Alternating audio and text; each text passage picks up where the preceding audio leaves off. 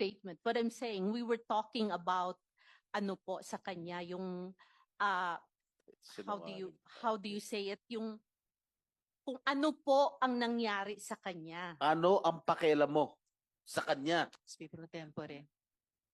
Klaruhin ko na lang sa'yo, ha? Ha?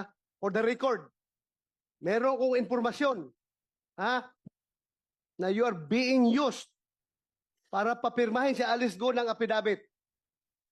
Affidavit na magtuturo na si President Duterte, si Senator Bongo, si Senator Bato, si General si IDG, General Karamat ay nasa likod ng pugo.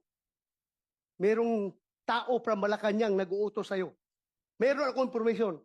I can pin you down, my God. Ha? Huwag kang pailing-iling dyan. Alam kong impormasyon na yan.